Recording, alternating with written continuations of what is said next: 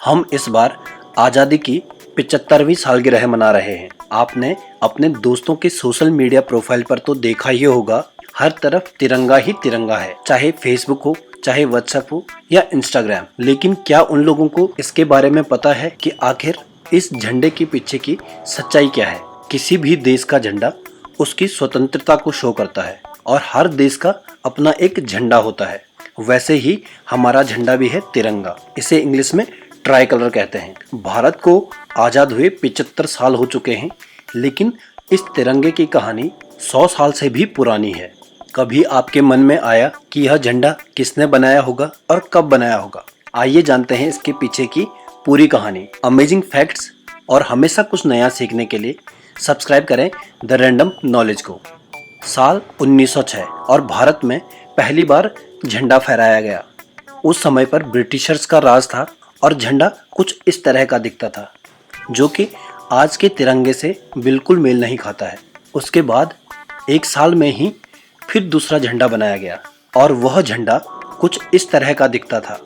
हमारे देश को आज़ादी दिलाने में जिन भी वीरों ने और स्वतंत्रता सेनानियों ने अपना सहयोग दिया और बलिदान दिया, वो अलग अलग प्रकार के झंडों का इस्तेमाल कर रहे थे।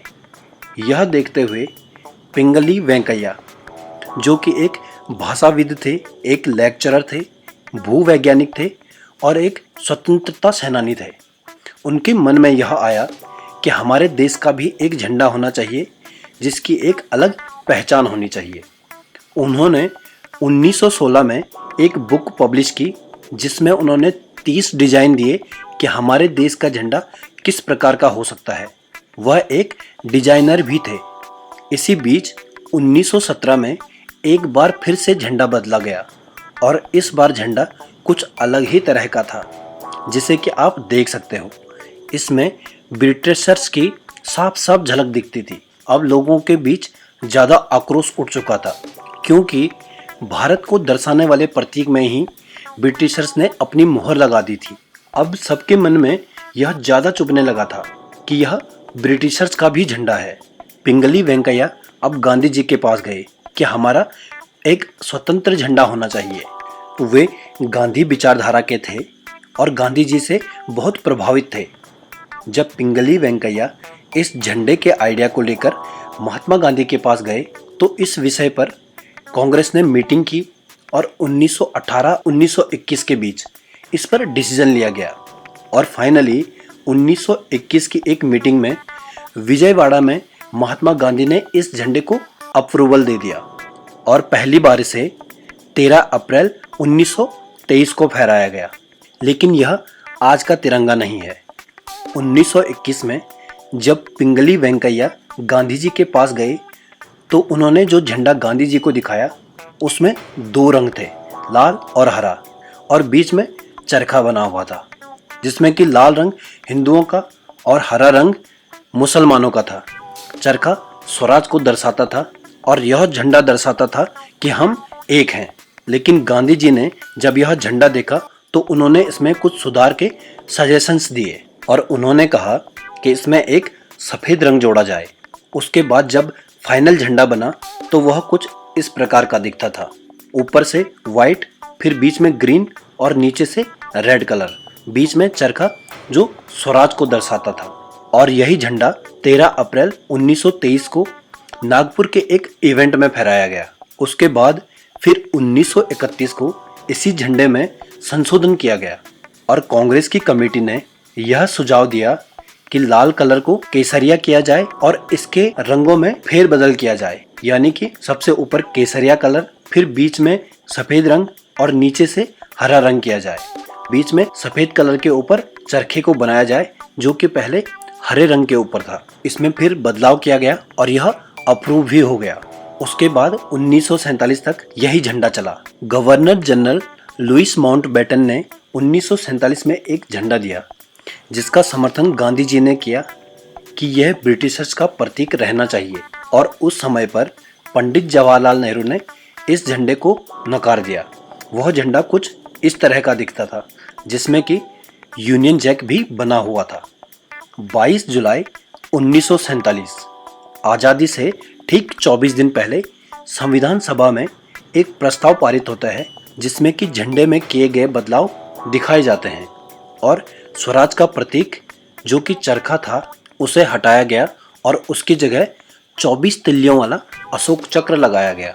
जब संविधान सभा में सबकी सहमति हो जाती है तो इसे ही फाइनल कर दिया जाता है, लेकिन गांधी जी इस डिसीजन से खुश नहीं थे। वह इस झंडे के समर्थन में बिल्कुल भी नहीं थे। गांधी जी इस झंडे में 2 बदलाव चाहते थे और उन्होंने लेटर लिखा, जो लेटर की the collected works of Mahatma Gandhi book में भी छपा हुआ है। उसमें गांधी जी लिखते हैं कि वे 2 कारणों से इसका समर्थन नहीं करते हैं। पहला तो स्वराज का प्रतीक यानी चरखा इस झंडे में होना चाहिए और दूसरा यूनियन जैक। यूनियन जैक ये होता है, आप देख रहे होंगे, जो कि ब्रिटिशर्स का झंडा है, वह भी इस झंडे में लगा होना चाहिए। गांधी जी का कहना था कि ब्रिटिशर्स ने भले ही हमें चोट पहुंचाई हो, लेकिन हमें उनके झंडे का सम्मान करना चाहिए और वो इस स्टैंड पर बने रहिए।